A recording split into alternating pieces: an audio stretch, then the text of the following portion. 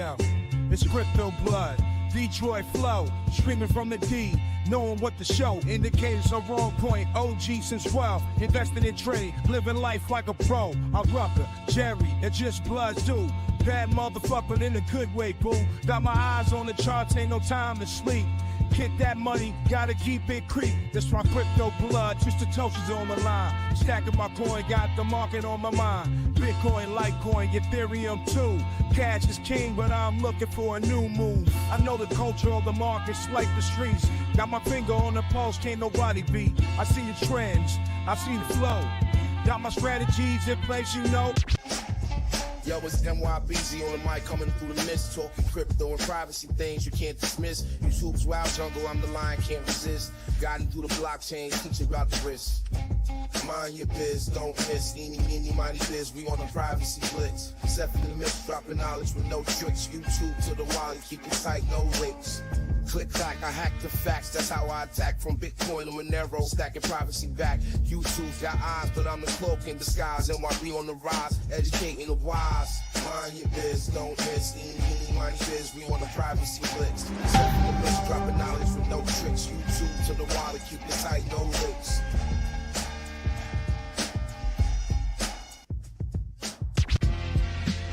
Rice TVX, the mic's live wire. American Pitbull, real gold buyer. Sound money advocate, rights defender.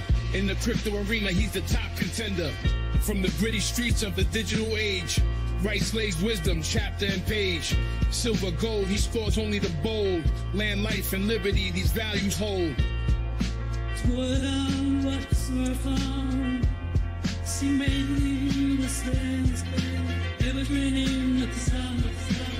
Constitution, deep dive, knowledge revival. Navigate the system, critical for survival. Rice engraved like inscriptions on metal. Pitbull in the game, lead foot on the pedal.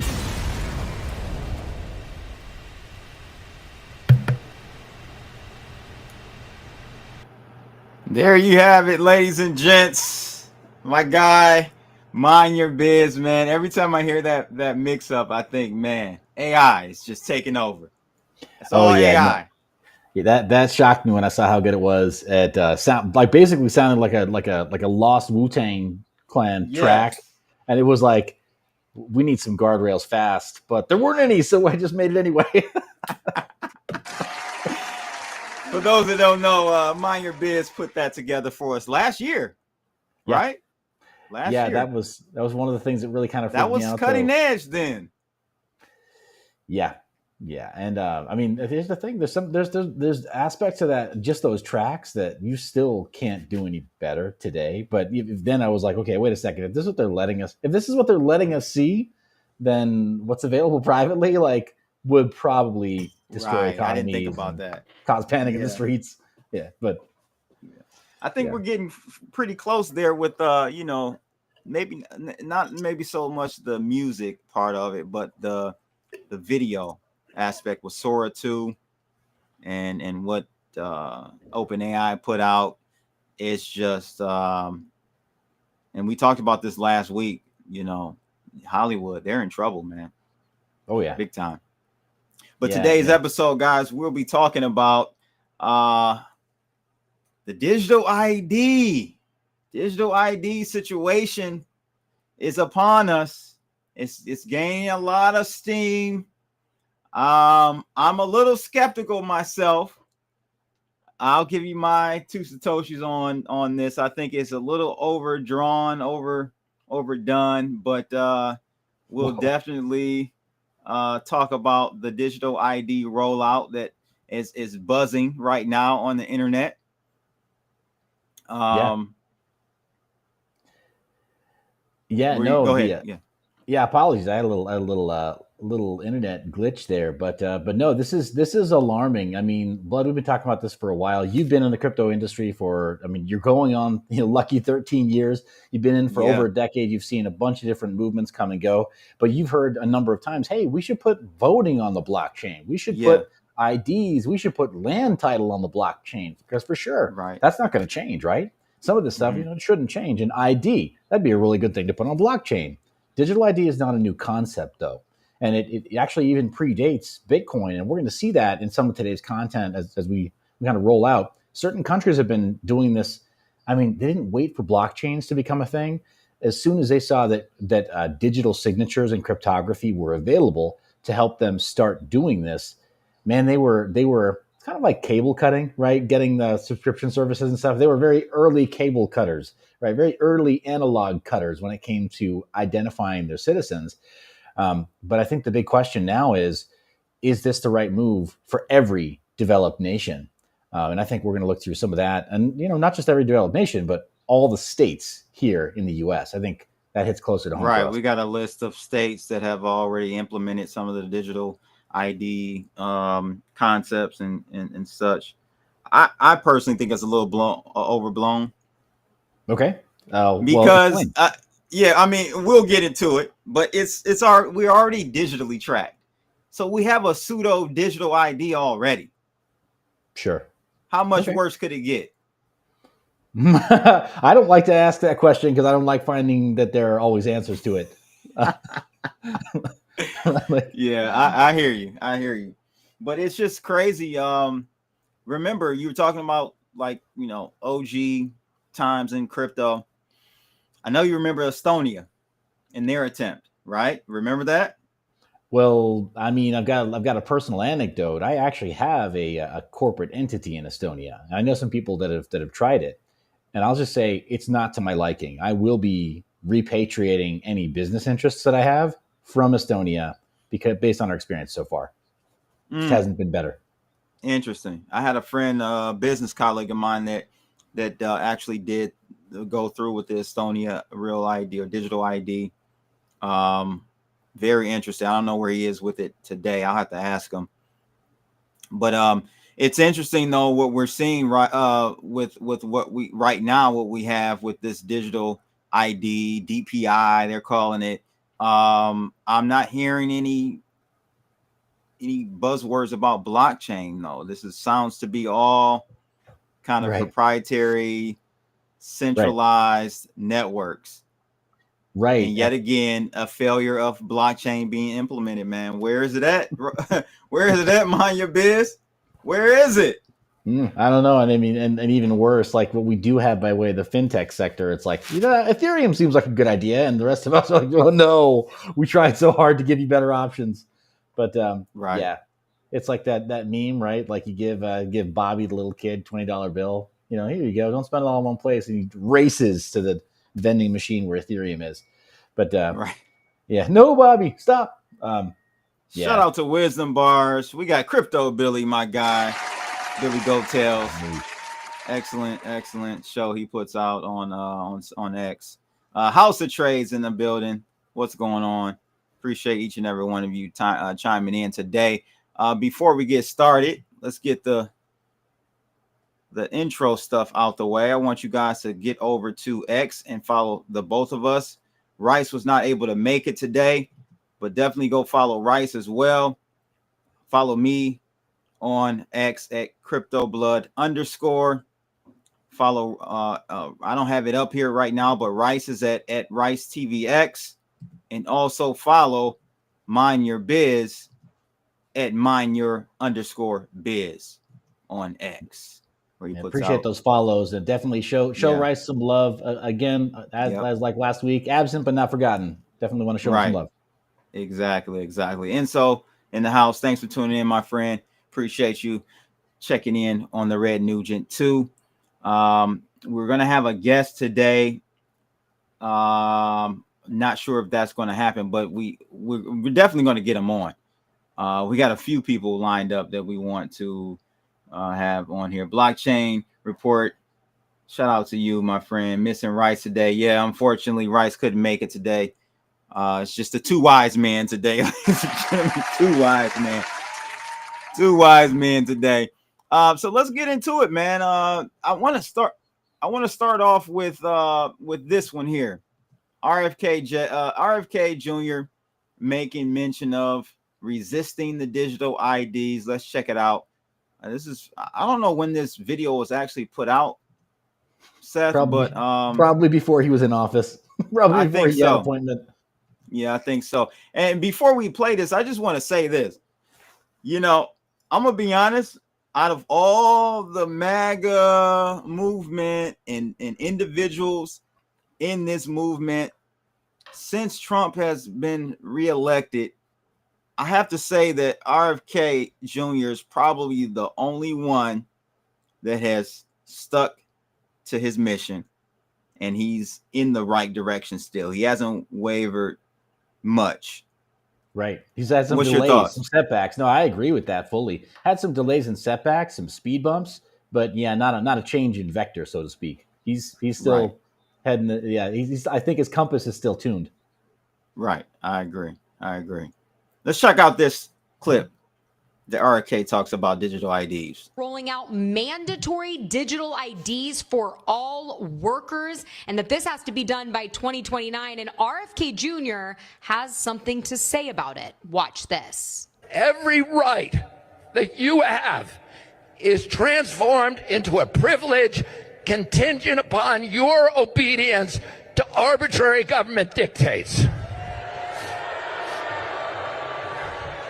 It will make you a slave. And what do we do about this?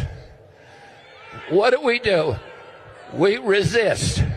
And right now, people are resisting. In the UK, more than 1.6 million people have signed a petition opposing the plan for digital ID cards. And don't forget that digital IDs is the gateway to digital wallets and CBDCs, central bank digital currencies. All of this is the World Economic Plan for Agenda 2030. So, how do you feel about digital IDs being rolled out in the UK and around the world? Will you comply or will you resist? As always, let me know what you think about all of this down below. Yeah, buddy. Let us know what you think about this down below. That's so dramatic. Down below, ladies and gentlemen. Let's watch. You know, she brought up on the screen Starmer, right? Yeah, I think we do one better than this gal. Maybe we might have something a little more direct in that, Blood. I think in our lineup. Yeah, let's play this one from Starmer himself. And yes, we are in an era of... And that is why today I am announcing this government will make a new free-of-charge digital ID. It's free of charge. Wait, free of charge. Oh, $3.99. wait $3.99. Are you out of your mind, Starmer? Stop. We can't have these prices. There's no free lunch. That's what my Econo 101 professor in college told me. No free lunch. I don't know what this free. See, when they start off, Seth, with the free 99, that's when you got me. I'm already. By the end of this parliament. Let me spell that out. You will not be able to work in the United Kingdom if you do not have digital ID. It's as simple as that. Because decent, pragmatic, fair-minded people, they want us to tackle the issues that they see around them. And of course, the truth is, we won't solve our problems if we don't also take on the root causes. Mark Carney, who stormed to victory. For too many years, it's been too easy for people to come here, slip into the shadow economy, and remain here illegally. Because, frankly, we've been squeamish about saying things that are clearly true. It's not just that it's not compassionate left-wing politics to rely on labour that exploits foreign workers and undercuts fair wages, but the simple fact that every nation needs to have control over its borders. We do need to know who is in our country. Our immigration system does need to be fair if we want to maintain that binding contract that our politics is built on. Otherwise, it undermines trust, undermines people's faith that we're on their side, and their belief that the state can and will work for them. I mean, it sounds good. That was a good pitch. It sounds like it addresses some of the concerns of UK residents right now, Blood. I mean, if I were somebody right now who was wearing the Union Jack and worried about getting arrested for freedom of speech basically being non-existent, and I heard something like that, like, We want to make sure there aren't people here illegally. It sounds good, but I mean, actions speak louder than words. They're arresting people for exercising their right to free speech in the UK today. And Blockchain Report, I think, is bringing up the issue right there. Yeah. It's going to be a dragnet that catches these same people who are saying, fire, oh, then they come in as the firemen to put it out. Yeah, and I think it's the whole like, oh, we're gonna get rid of these people who won't comply with fair and reasonable immigration policies, including digital ID. It's probably going to get these people who are whatever, wearing the cross or wearing the Union Jack right now, trying to get their country back. It's probably going to disproportionately affect those people. If I had to guess. So I did, if I don't keep up with UK politics, I didn't know Starmer was, but over there it's reverse, right? So the liberal are the conservative. Isn't that how it goes over there or something? It's switched over there, I believe. It's whatever like the case is. In our society, he's considered conservative. I didn't know that. I didn't know he was a conservative politician in regards to his policies. Sure, but the issue I think that we're seeing right now is that the moderate take is being just absolutely trach punched, man. Those who are right of center are going so far right that they're leaning towards authoritarian measures to try to make things right. It's like you said on the stream before last, where like the pendulum isn't just swinging back the other way. It's like it had so much momentum that it's doing loop-de-loops. It's nuts, man. Right. People we thought were conservative are acting just outright strange. Yes. Yeah, so. Yes, very, very true indeed, man. And I want to go through 7 countries implementing this digital ID. And you guys let us know in the comments, what do you think about this? Because I'm going to be honest with you. I told Seth this before going live. I'm not convinced this is really a big issue, because I feel like we are already in an infrastructure where we're digitally tracked. Whether we have a digital ID or not, we're pretty much, we all have a fingerprint. We all have a digital signature already, in my opinion. But let's take a look at this article out of identity.com. 7 countries implementing digital ID systems. Quick overview they go over, but we kind of know about that. But here are the 7 countries. Moving beyond the theory, several countries have successfully implemented digital ID systems. The countries listed below, in no particular order of importance or achievement, illustrate diverse approaches to implementing digital ID systems, each tailored to their unique context and needs. Their experiences provide valuable lessons for other nations looking to develop or enhance their own digital ID infrastructure. So we have Singapore, India, Estonia. I just brought up Estonia. Cha-ching, cha-ching. Sweden, Germany, Japan, and Canada. Yeah, I'll say of those 7 case studies there, Blood, I think Estonia is an interesting one in that Estonia is a very small Eastern European country. I don't even feel like it really deserves a place on this list for a lot of reasons, but they did that early case study. And I mean, this is over 20 years they've been running this program. I think that they did that early case study precisely because they're a very small Eastern European country that, even though they have a really vibrant tech sector and they hit well above their weight, a lot of exports in the tech sector of Estonia, they were also looking for revenue generation activities. I mean, we're talking about an entire country whose capital, they have a capital sort of broader metro area for the capital of Estonia that's smaller than the metro area of most flyover states of the US. I mean, it's tiny. I think in total they have fewer than 1.8 million residents in Estonia. Like, not just citizens, total residents, even people who are not there as natives. So it's a tiny little country in terms of that. And so I think the numbers kind of speak for themselves. They have over 100,000 foreign registrations for this ID card that you can get there, which then entitles you to be able to start a business or have some kind of a business entity in Estonia. And so for them, I kind of feel like, yeah, they proved the concept. but it's not going to be something that the rest of us can take a lot of data from and be like, oh yeah, that would definitely work for, say, the Tri-Cities area, right? Or like any other area of the US where we know people have very different problems from a small Eastern European country. So I'm interested to know, and maybe you can answer this question, if this new version of the Estonia digital ID is blockchain based, because if you recall, the initial rollout back in, I want to say 2000, well, they say here that they took a bold step in 2002 by making digital ID mandatory. I didn't know this. yes. So the infrastructure that I knew of was rolled out in 2017, 18, but it looks like they've been ahead of the curve big time. But I'm wondering, because if you recall, their system got blocked by the EU. Right.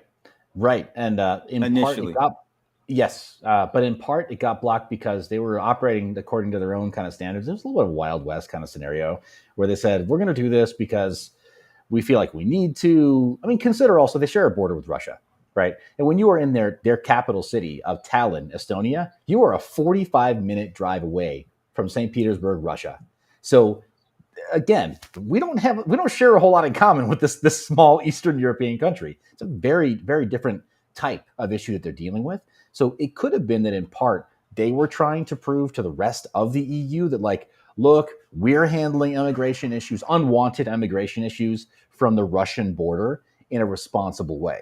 So there's any number of things any number of narratives that they were trying to pursue with that first rollout. But 2017, 2018, that period that you're talking about, Blood, that was when they realized that their encryption was not up to snuff, and they had to do some updates.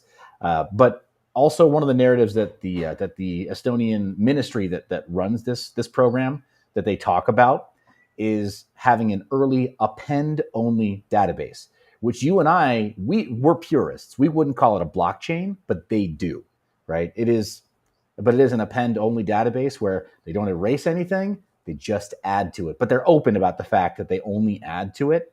They don't ever delete any of the backlog, they claim. We'll see. Yeah.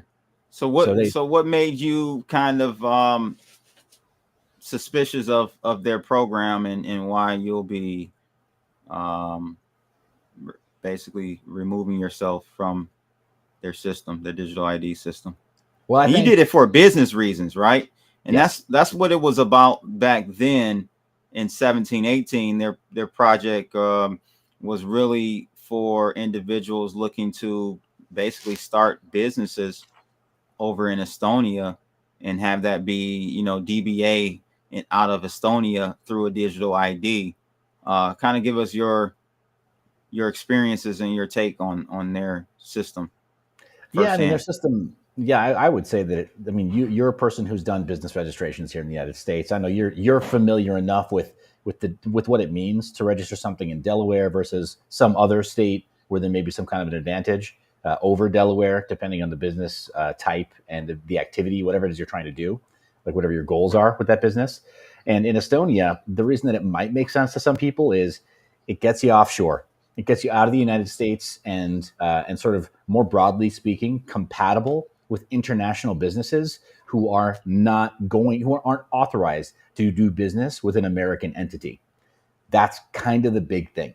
And in blockchain, especially like in cryptocurrency, dealing with cryptocurrencies or blockchain advisory concerns, like my business partners and I were when we pursued this entity, it made sense to us, right? We had Canadian companies who, despite them having horrible laws around blockchain, it was better to do business with an Estonian entity than it was with, say, a Delaware C Corp, or kind of plain vanilla Delaware C Corp, or in a Wyoming LLC, which is awesome, right? Can't sing the praises of the Wyoming LLC, loudly enough.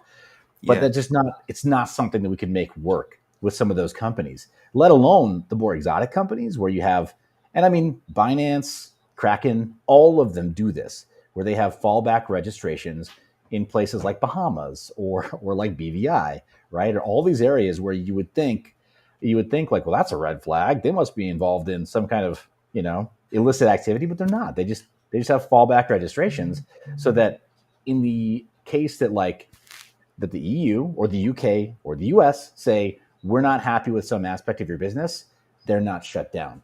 They can still keep cash flowing through their business and not die if the SEC just writes them a mean letter, right? So in the blockchain industry anyway, it is essential to have those fallback registrations. And that's why we went there. We're at the point now where we changed our offering so much back towards the services offering that we just said, it doesn't matter. We could be registered, and we could be registered in California. It'd be a dumb choice, but we could even be registered in California and be fine. So that's why the change for us. I see. Here's the system vulnerability you were talking about as far as Estonia, 2017 Roca flaw in the crypto chips exposed weakness in the ID cards issued between 14 and 17. It's a cat and mouse game. Yeah, cryptography is never done. It's just good enough until the bad guys get leveled up. So speaking of cryptography, this is my concern with quantum computers and AI. Like, you combine AI and quantum power, we're going to have some issues, especially with blockchains, because you got to think the issue with like cryptographies being broken is the data that's already been encrypted in the past, right? Yes. So anything in the past retroactively, that's where really more of the danger is, not what you can do going forward. Sure, we'll be able to probably keep up or keep ahead of any quantum,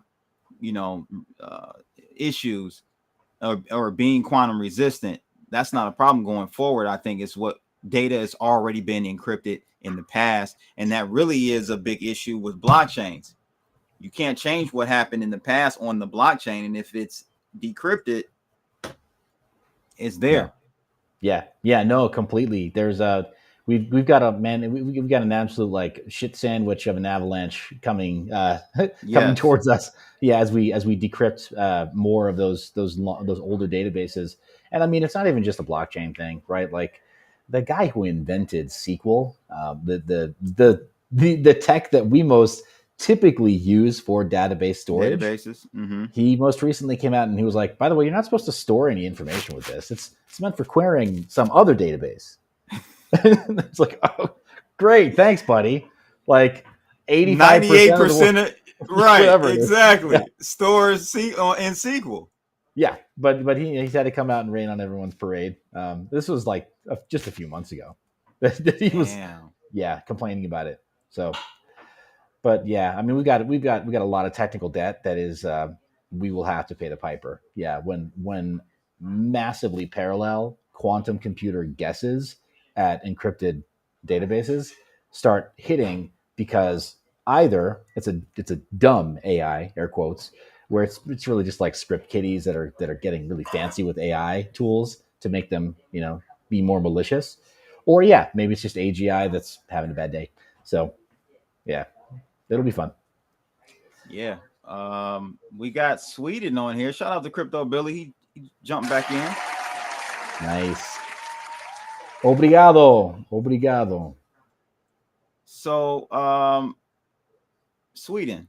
I think we have somebody in the room, in the chat right now that's in Sweden. I don't want to blow his spot, but Sweden's Bank ID is one of the most widely used digital identification systems globally. Launched in 2003, it was successfully established through partnerships with banks. Again, all of this stuff, Seth, to me is legacy stuff. Like, we have a lot of this already implemented.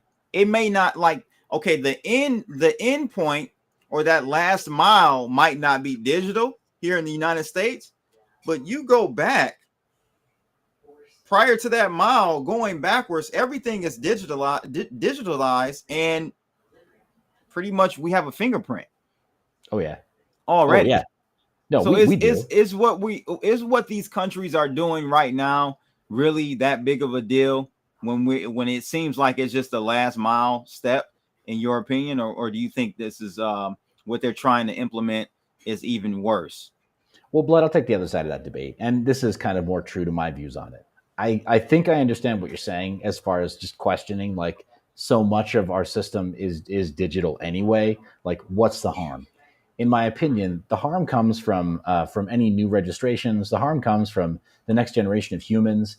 There are people in this country. I know it seems incredible, but there are people who still homestead. There are people who still rebirth their children, and who don't go out of their way to get a social security number issued right away. They don't get a certificate issued right away. Who they want to live closer to God, and so they're like, hey, we're not going to go deliver our children up to Caesar yet, right? So they don't want to go register them right away.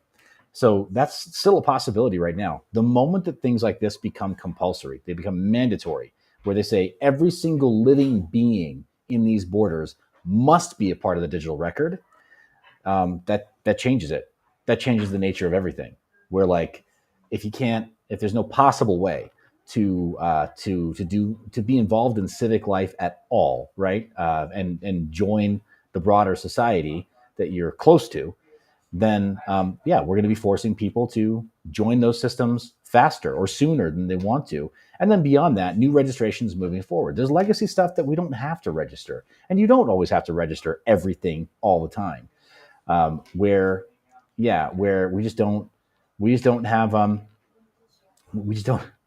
don't need to register everything all the time. And today we're still able to use cash. Thank God.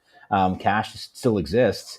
The moment that we get into a fully digital ID system where they say, okay, with digital ID, that means people who you wouldn't normally want knowing much about you are going to be able to trivially track your digital ID over to any of your personal financial holdings.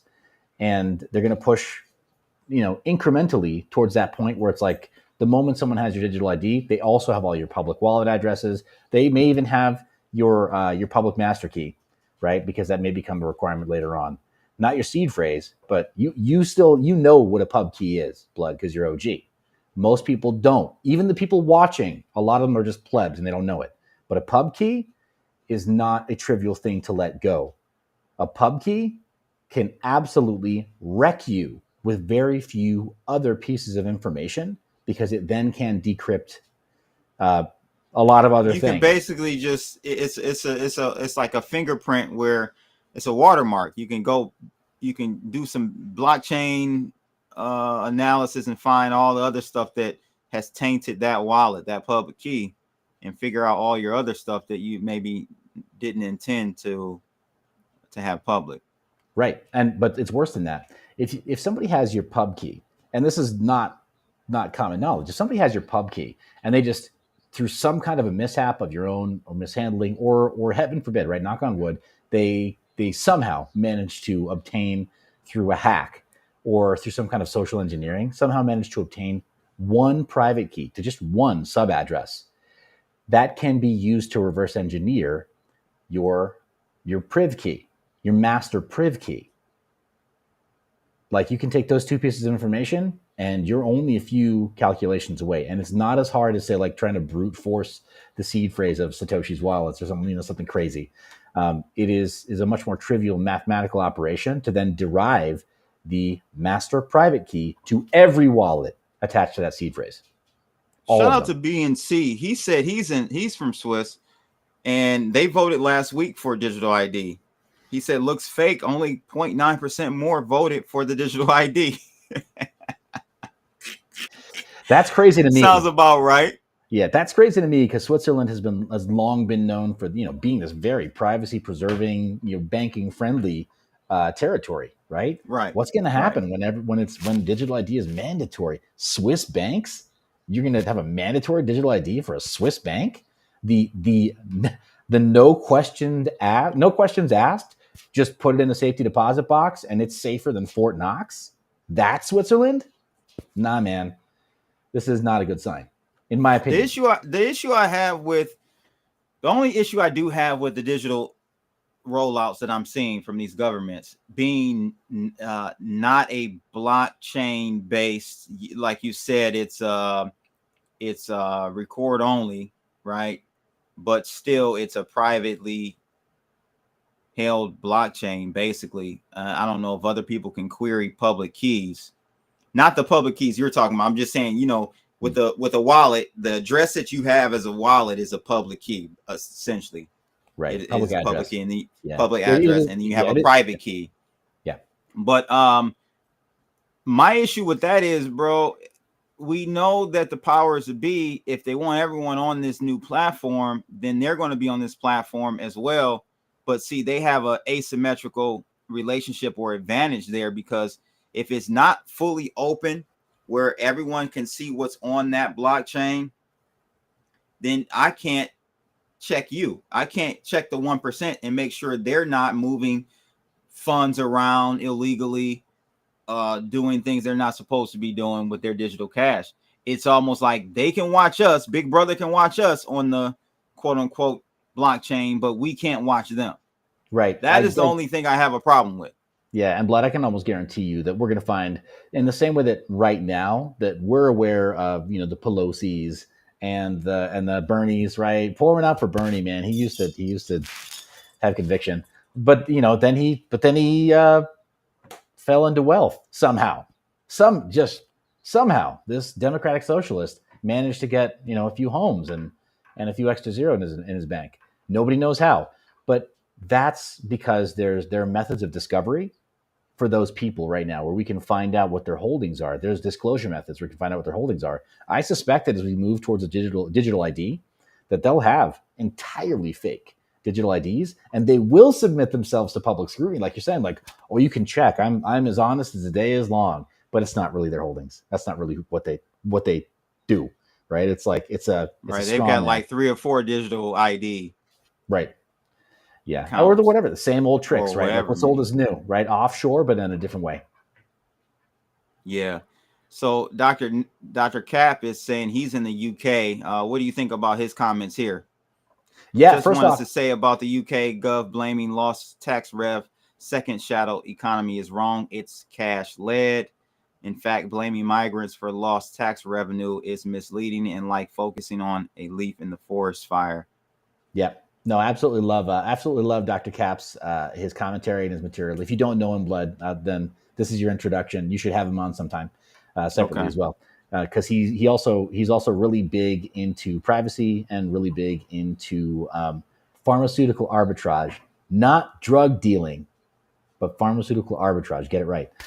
He's what the hell is that? What are we talking about here? I said that to be cheeky, but and he'll appreciate it. But no, I think he's spot on. That's why, again, like we kicked off the show. Sounds good, Starmer. Wow, it sounds really good. You're going to get a hook into the people of conservatives saying like, yeah, those damn immigrants. Look what they're doing, and this tax revenue that should be ours, and we could, which I don't understand the logic there. It's like let's cut big spending, but we need all the tax revenue. What? I don't know how those two worldviews are fundamentally compatible, but he is just trying to press the buttons of the conservatives in the UK and get them thinking like, yeah, it is all those immigrants. They're making everything worse. And look at all the reasons. He just listed all those reasons. Wow, Starmer might really care about us. But no, it's just like the cash economy here. Like, dude, cash is a really great idea. It's a really, really great idea anywhere that you can possibly use it. And thankfully, but we're having more and more places where we can't.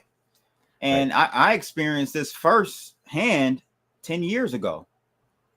I was in San Francisco, man, and I tried to go into a coffee shop and use cash because I was very heavily into carrying cash back then. I should get back to that. But I would carry wads of cash. Wow. Right?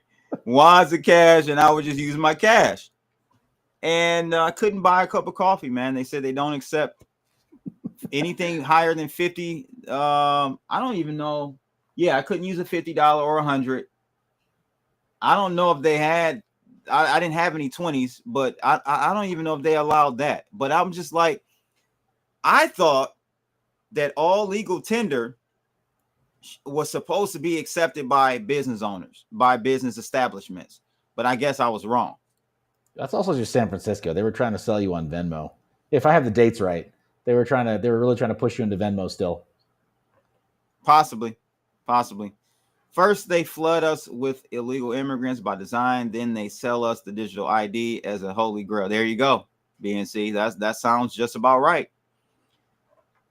Crypto Billy says, either of you get the new Coinbase card with, no, I don't have the Coinbase card.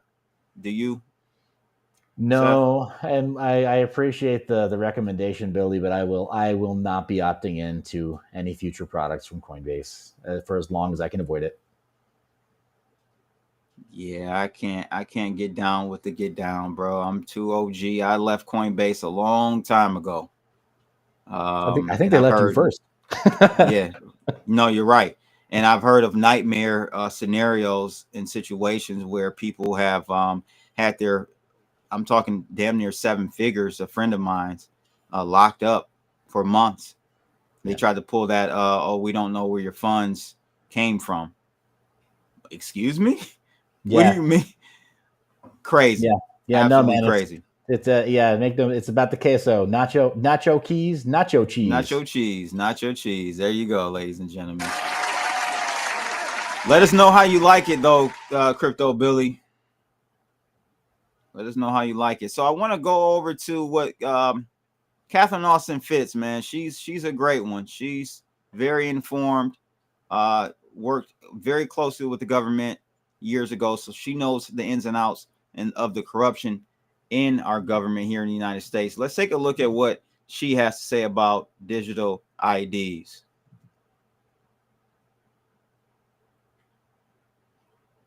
He wasn't moving fast enough. They couldn't get the control grid. I knew it. I sent you a link. We just did a new collection of all the things Trump is doing to move the control grid. He is moving very, very fast. When it comes to building, first he's getting the Real ID implemented very aggressively. Real ID, to do a control grid, you need a very high quality precision national ID that's interoperable with all the other IDs around the world. And he's got Kristi Noem out there pushing the Real ID like there's no tomorrow. So they're working, and it's done through the states, but the feds are pushing it. So the first thing you need is a digital ID. The second thing you need is an all digital financial system. So you got to kill cash, and you got to make everybody interact digitally. And if you look at what he's doing with taxes and Social Security, he's trying to make everybody, he's canceled pennies, but he's also canceled now. Normally I pay my taxes with paper, and now he's saying, no, you got to do everything digital. It's not this year, but next year. Really? So he's trying to, if you go through that list, I've got 50 different items of what he's doing. And if you look at what they're doing with the Genius Act and stablecoin, he said no CBDCs, but stablecoin. So I don't know if you've read the Genius Act, which is the new plan for stablecoins. Okay. A CBDC would be issued by the Federal Reserve. So presumably the New York Fed and the Fed member banks. Okay. Now, they are owned by their members. So Citibank, JP Morgan Chase, they own, as members, they own the New York Fed and, basically govern it. Okay. And the New York Fed is the depository for the Treasury, and the different banks work as agent to do those transactions. Okay. So now under the Genius Act, what they're saying is the guys who own the New York Fed are all going to create subsidiaries and issue stablecoin, which will be interoperable and can work with a social credit system. Now, here's the beauty of it. The New York Fed, under the law, has direct obligations to Congress, and Congress has jurisdiction over them. If you do it through the owners of the Fed, through their private subsidiaries, you're going to have some degree of freedom. So it gives you more freedom. Oh, my God. Yeah. So if you think this is improvement, you have another thing coming. You definitely have another thing coming, ladies and gentlemen. This CBDC, as she said in the Genius Act, this stablecoin rollout is a CBDC. It's just done in a very third-party obfuscated way. It's the same thing. They're going to use Tether. They're going to use Coinbase's USDC as they're going to be the new JP Morgans of the world. We'll have JP Morgan get in the mix, of course, as well. They'll have their own stablecoin, but essentially it's the same thing. And it's sad because the Stablecoin Genius Act does not allow the interest to be passed along to the end user. So it's even worse than our current system. At least in the current system, you're able to earn interest on your deposits. in this scenario, you're not going to be able to get any of that benefit of the risk they're taking on. So they're going to take all of that and put it in their pockets, and you just get the convenience of being able to have, you know, digital US dollars. Basically, it's a genius situation. Hence the Genius Act. It's crazy, man. Yeah, I saw that episode on Danny Jones with Catherine Austin Fitts. Dude, she I don't think she's even telling half of what she knows about how diabolical some of the plans are for this rollout.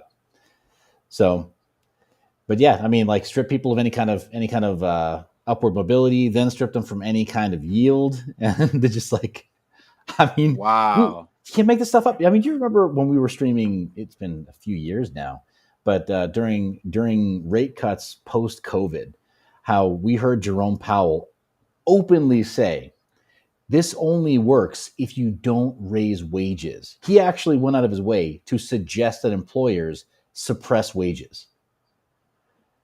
Like, the people, whoever's in the audience, however much you think you hate government, I promise you don't hate it enough. I'm going to take a very different, unique view on AI at this juncture. I actually believe AI is here to save us. Okay. I believe AI is here to save us from this capitalistic system. It's no longer capitalism. Call it crony capitalism, call it whatever you want. But capitalism, what we have today, it requires the 99% suffer. And when I say suffer, there's a gradient scale, right? But in totality, if you take the 99% of society and you compare it to the 1%, if you just compare relatively, we're suffering. The 99% are suffering. Okay. Some of the individuals at the top echelon of that 99%, they look like they're doing well, but if again you compare them to the 1%, it's still a huge gap. It's a huge gap. And capitalism requires basically the 1% extracting everything from the 99. Right? Everything is based on extracting more wealth. Rent seeking is what they like to call it.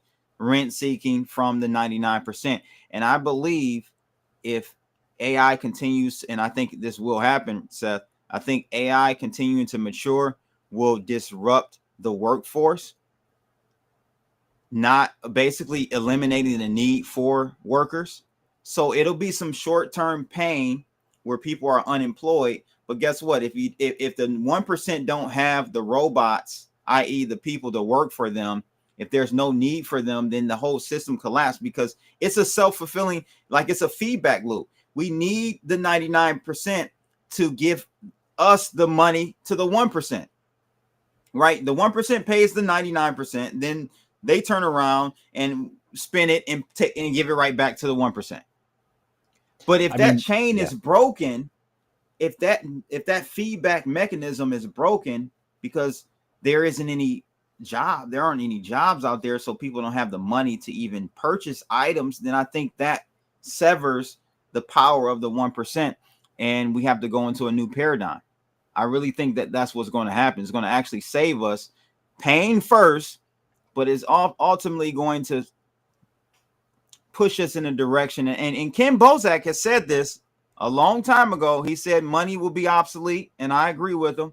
I think his time horizon was a little off. I think he said something like 50 years. I think we're accelerating way faster than that. But I think we're going to eliminate the need for money because there literally won't be a need. Yeah. AI is going to disrupt that. So I do believe that. And yeah, shout out to Ken.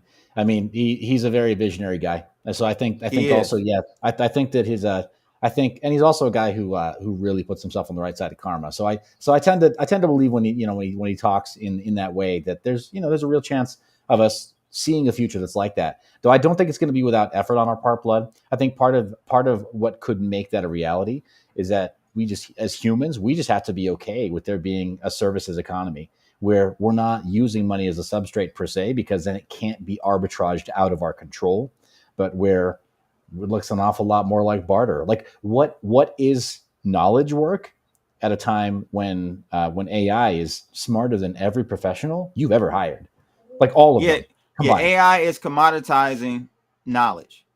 Right. So if we get rid of knowledge and then we start to decrease the amount of physical labor because we have robotics, right, and automation as well, what is worth paying for? What is worth even trading for, right?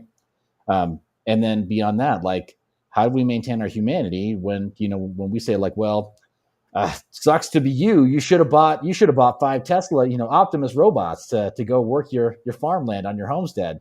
Sorry, can't help you. Like, how do we manage that shift towards a services economy, which is by any other name just a barter system, right? Or and then get through those rough patches where whatever I don't want to talk about like some whatever. I'm not gonna re-summarize Das Kapital right now, right?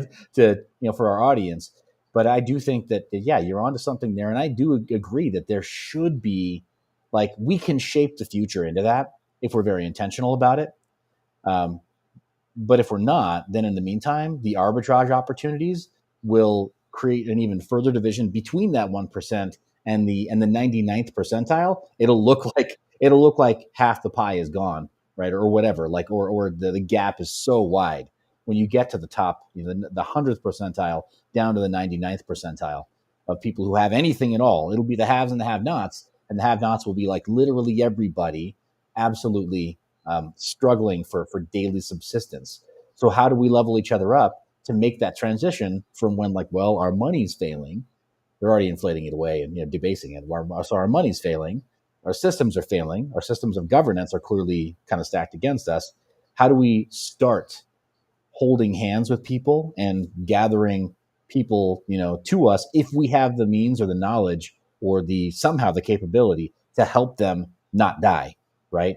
Whatever that means, like, not just physically die, but like feed themselves, feed their families, find meaning in a world where their work is not the thing that gives them meaning.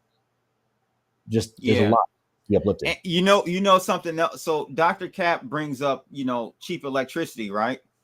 So we're on a very fast paced collision course with peak energy, I think, in regards to this AI.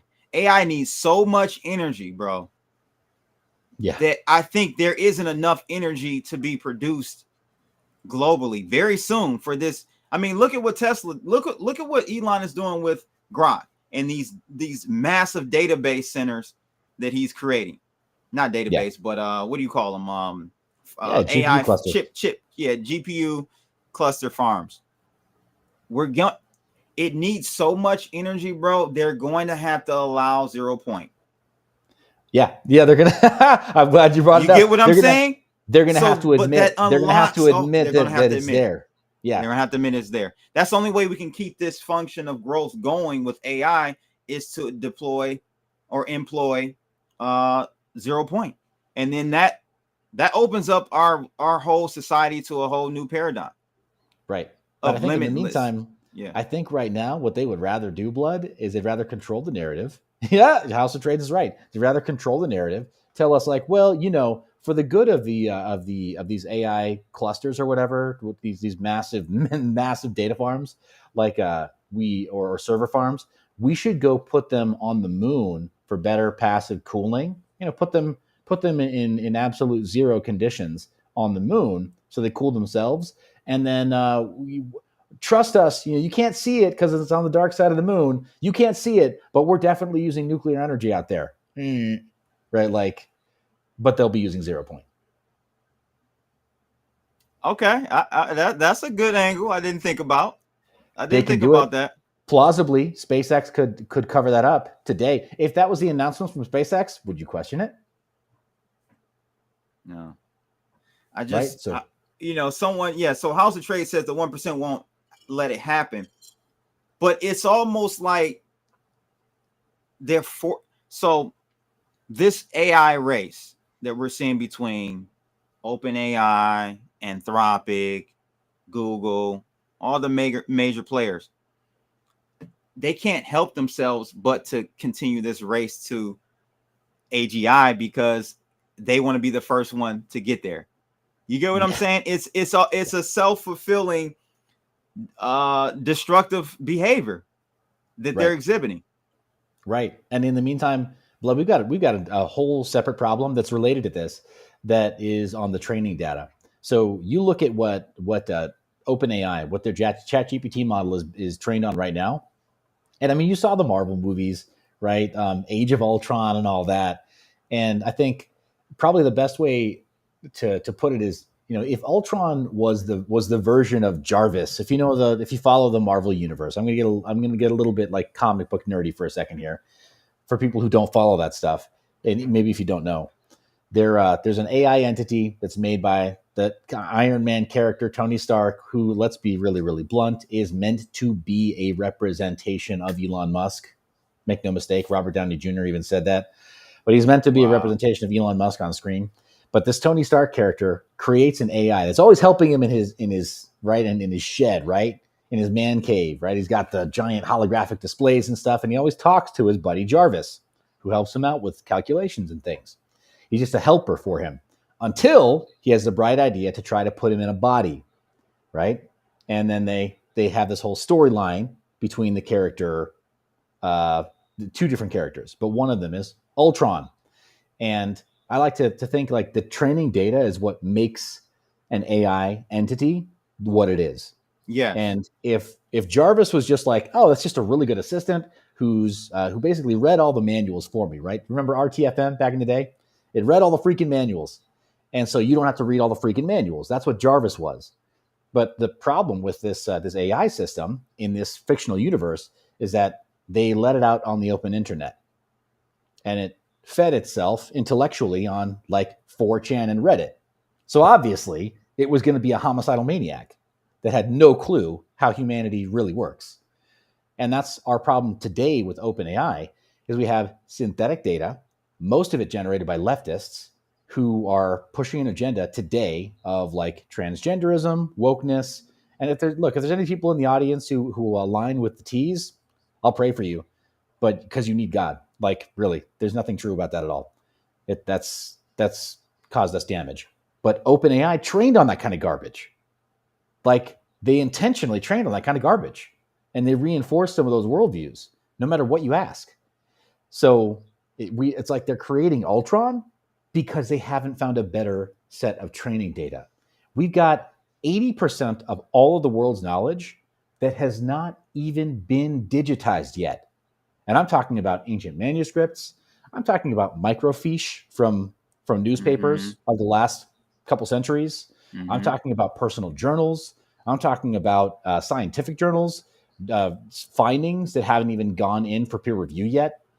Just all kinds of stuff. So we have, in the same way that we don't even know what's in the deep sea yet. Like we've had multiple species go extinct during our time of scientific discovery because we haven't been able to look in the ocean yet. The same is true of human knowledge, and we haven't even scratched the surface of that. And what we could feed to AI to, like you're saying, produce a better version that actually aligns with our values and actually wants to help save us. Yeah. It's so funny you talk about like 80% of human knowledge is still unrecorded. It might be 70. Whatever the case is, we know that most statistics thrown out are like wrong anyway. So whatever. Yeah, like 97.5 are made up. But the point being is, I was watching what is it called? Kurtzegard. Yeah, the animated. Kyrgyzstan, I think, whatever it is. The animated channel, the YouTube channel, whatever. But they have a calendar they put out. Kurtzegard. I don't know. Yeah, some German word that means something very hyper specific. Yeah. Yeah, but anyway, I was watching one of their videos the other day, and they do a yearly calendar, right? And their calendars start. It's 12,000. They add another 10,000 years, so it's like we're in we're in 12,025 or whatever, because our Gregorian calendar only goes back 2,000 years, but humanity goes back another 10,000 years. So they showed a little graphic, and it put it into very, very good perspective, man. A lot of our history is untold and unknown. So yeah, not to mention all the Sumerian sites that I won't name the country, the nation that likes to do this, but it starts with an I. And whenever they find Sumerian sites that have anything of any cultural value, they really like to destroy that stuff. So it's kind of sad. So here's the I just so happened to find exactly in the video where they show this graphic, and it's amazing. So check this out, guys. So this is let me get our big heads out the way. This is the old 0, and the new 0 they have all the way up here, basically showing the old 0 is starting at Christ 2,000 years ago, some change. And look at all that other history that predates Christ that we don't even recognize. And I think that's a powerful illustration of humanity, and it probably goes back even further than that, Seth, to be honest with you. I would believe 12,000 years is probably more so like 200,000 years, but that's a whole nother conversation. Right. We should probably save it, man. We could be doing 3-hour live streams if we're not careful here, but I love seeing that though. And I happen to be a person that thinks that the demarcation of our history with the birth and the life and death of Jesus I think it's a very important thing. And it's brought us this far into civilization for some very good reasons.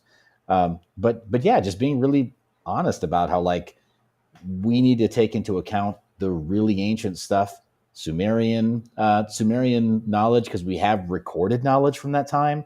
Why wouldn't that be a major course of study for our kids? Why wouldn't we be helping them to learn stuff that hasn't changed in that long a time, right? Yeah. 12,000 plus years.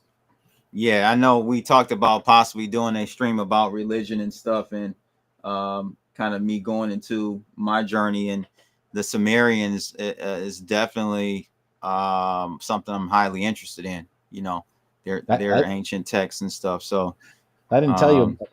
I'll have to prep it for whenever we do that show. But a buddy of mine, he uses AI to get ancient Sumerian prayers and texts. He makes AI music with that. You told me that, right? That's dope. That's dope. So, he felt like it really spoke to him, so he wanted to make it more palatable. Hey, we're talking about digital IDs today, guys. Let me know your thoughts on the rollout of digital IDs, and really, I think it's just really a preparation for digital money. Honestly, you have to have a digital ID to have digital money. Within the context of a governing body or governing system. So I think that's what they're prepping us for, to have some way to track the digital money. You got to have a digital ID. Let us know if we're I think we're overblowing it. Do you think it's overblown? Do you think we already have a big brother state? Snowden pretty much, and he doesn't get enough credit, man. He is a hero. Right. He is a big hero. I'm going to be your counterpoint, though, Blood. I'm going to take the other side of this. So, hey, if you guys in the audience, if you like me, feel like it is pretty scary that they're pushing for these new measures, and guys like Snowden, yes, he's a hero, but he's a mixed bag. He also didn't disclose to us for damn near 10 years that he was part of the creation of Zcash. Who does that? What kind of an operator does that? I don't know. He was. And they were supposed to Zcash is, I know how that whole process worked, right? They're supposed to destroy the keys and stuff, and did everyone destroy it? Or exactly. Shout out to Givers Gang. We'll definitely let's get him on for the Anunnaki stuff. I think that's closer to where our history starts as humans. Yeah, man. I That's wouldn't my be shocked, gut. man. I wouldn't be Yeah, shocked. that's my gut. Though here's the thing, man. If you want to believe, if you want to believe Ridley Scott, it's entirely possible that yes, the architects or the Anunnaki or whatever, that they also think that event that happened about 2,000 years ago was pretty important. Watch the deleted scenes, Prometheus. Definitely a fan. Read the Gilgamesh epic and in what is that? Inumi Elish. Yeah, I've heard the Gilgamesh, but I don't know about the other one. Yeah, it was an ancient Sumerian pop act. Thanks for the discussion. This is important information. It sure is. Absolutely. Yeah, and hey, we're split on this, guys. So help us in the comments. Like really, in the comments, help us figure this out. We don't know. Nah, I really don't. I'm just throwing shit out there. Hoping it hits the wall and sticks. We've got a list of, if you're in the US, these are the states that have already implemented. We know California was going to be up there. we knew they were going to be up there. But we have a significant amount of states already implementing, Seth, the digital ID. Yes. Yeah. Infrastructure. And the thing about these digital IDs that you're seeing on these states, what they're saying here is that this is TSA's website. What they're saying here is that it's also Real ID compliant. And if you have a phone that is compatible with one of these apps they have listed here, then you don't even need to have a physical copy of your license or your ID with you. You can use this. Blood, my take is I use a de-Googled phone. I don't use an iPhone and I don't use a spy phone. I use something else. So none of these apps is going to work on my phone, and that's by design on my part. And when I travel, I don't use my license. I use my passport because I don't want anyone who's looking at my license, who's carding me, to know where I live. But I'm a little more on the privacy side. I need to start doing that too. They didn't even think about that. You got the passport, yeah, just do it. I mean, yeah, really, it's a flex too, right? Like people are like, oh, you got a passport, yeah, and I use it. Like check the stamps. Yeah. Yeah, that's a good point, man. I need to start doing that. I never thought about really using the passport for my ID in that manner here in the States. Let me know, guys. How do you feel about this situation with the digital IDs in the States? And we already have real IDs. We already have did you ever sign up for TSA pre-check and then all that stuff? No, sir. I knew you didn't. I did. I took the mark of the beast. I wanted to get through I gave up my freedom for getting through the airport a little bit faster. Yeah, no. In fact, so my dirty secret. I've only been called on this once. My dirty little secret is that when I go through the body scanners, I tell them I've got a neurological condition. I go through like this. Put your hands up. Okay. Okay. Sorry, I've got neuropathy. I can't control it. That's funny. I always travel with a passport. You're right. I need to. Definitely need to. So, any last thoughts, man, on today's digital ID stream? I personally think I'll let you go, but I personally think it's overblown. We're already tracked. Maybe not you, Seth. You're a little bit more advanced than a lot of us, but let us know your thoughts on this whole digital ID situation. Yeah, I'm interested to hear it in the comments too. But I'm just going to say, and it isn't just because I'm taking the other side of a debate just to take it. Blood, you're right. This is important to me. I really do think that there are aspects of our children's futures that will be seriously affected if we fumble the right balance of privacy moving forward. Yeah, a lot of stuff is digital. I mean, our money is digital. We've got some cash out there, but our money is digital. Most of our vital records are digital. When you request a backup and all that, a lot of stuff is digital, but it doesn't necessarily mean that there are the same level, that there's the same level of controls over those digital records that for us individually that they're proposing we should adopt moving forward.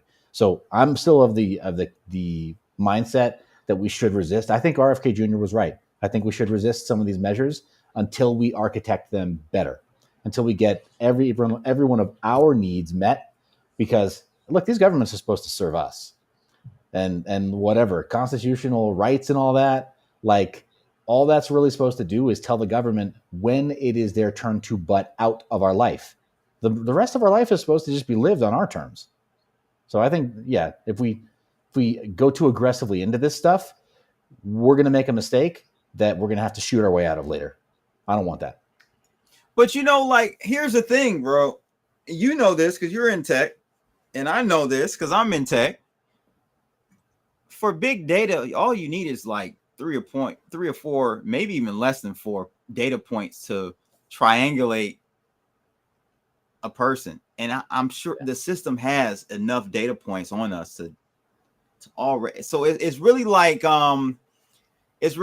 what they're doing now is just basically saying, okay, we're going to let you know that we've already effed you. Right. So we're just now bringing it to the forefront that we're tracking you. But they've been able to track us. They've been able to have a digital fingerprint on us. Yeah, maybe with the data that they have. Maybe. I still think that we've got an upcoming generation where that's not necessarily true yet, Blood. And look, if there's any Gen Z and Gen Alpha in the audience watching, or if any of you want to like just show this part to kids and grandkids, you can choose to live with cash. You can choose to use cash. You can choose to take your paychecks right now, and you can full port into cryptocurrencies like Bitcoin, and you can learn how to be private with those things.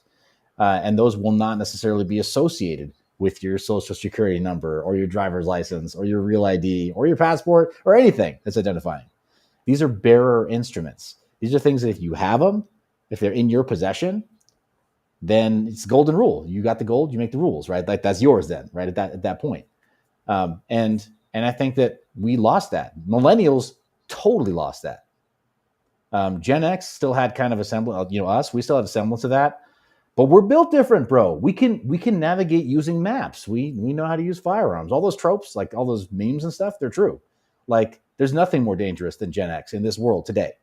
Actually, agreed. We're and it's not bluster, buddy. I mean, we're not. It's not bullshit. We're not just saying this stuff to say it. We were actually built different. We know how to run shit. If there was a catastrophic meltdown, we would be the ones, right? Like running lifeboats. So I'm just saying that, like, Gen Alpha needs to get based, pull up the, pick I themselves up. implore everyone out there watching to really just take the time to do a deep dive into the power of cryptography, cryptocurrencies, more specifically, because the system has been compromised, meaning the blockchain ecosystem has been fully compromised.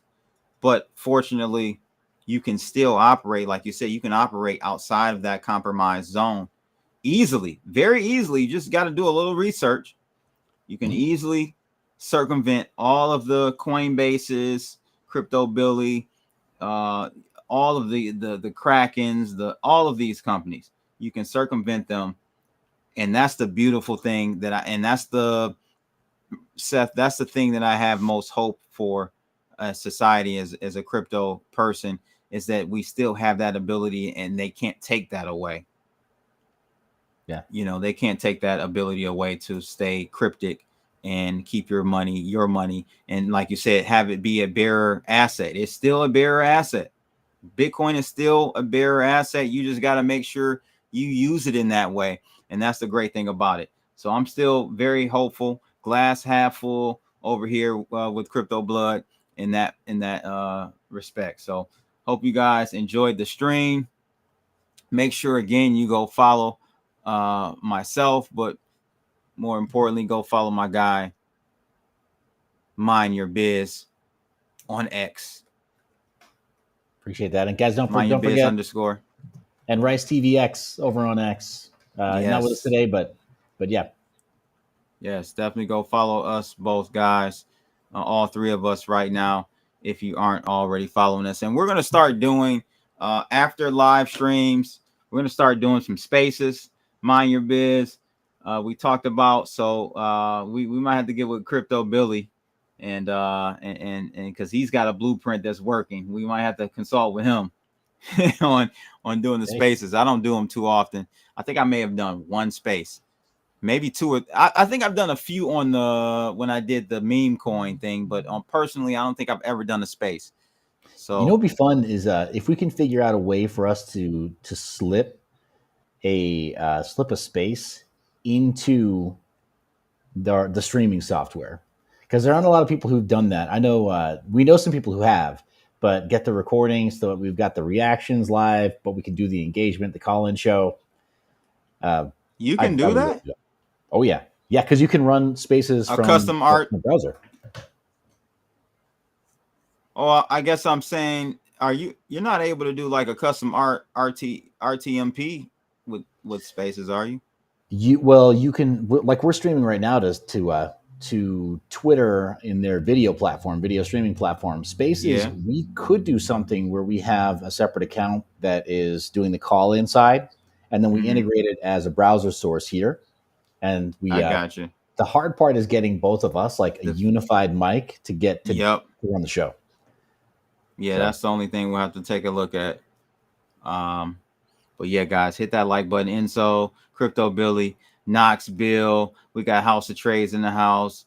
Man, I appreciate all of you. Givers Gang. Love you guys. Appreciate all of you. Jordan Johnson. We got, who else we got in the house over here on my side? And Dr. Cap on your side from X. Appreciate each and every one of you. Hit that like button. And until next time, we're out of here, people. Peace.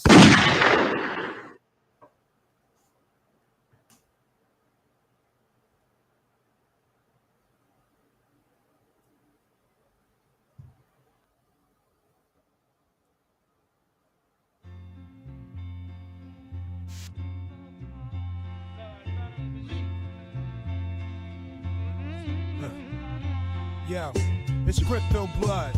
Detroit flow, streaming from the D, knowing what to show. Indicators are wrong point. OG since 12, invested in trade, living life like a pro. I'm Rucker, Jerry, it's just blood too.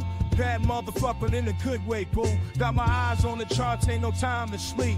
Get that money, gotta keep it creep. That's my crypto blood, just the toasters on the line. Stacking my coin, got the market on my mind. Bitcoin, Litecoin, Ethereum too. Cash is king, but I'm looking for a new move. I know the culture of the markets like the streets. Got my finger on the pulse, can't nobody beat. I see the trends, I see the flow.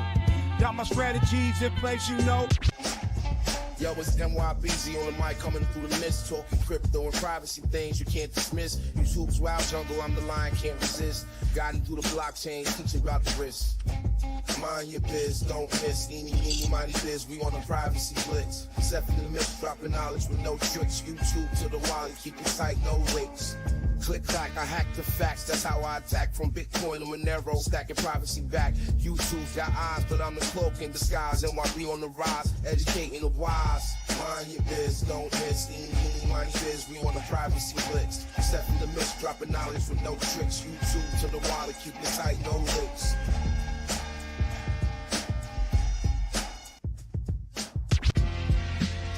Rice TVX, the Mike's Live Wire, American Pitbull, real gold buyer, sound money advocate, rights defender. In the crypto arena, he's the top contender. From the gritty streets of the digital age, Rice lays wisdom, chapter and page. Silver, gold, he scores only the bold. Land, life, and liberty, these values hold.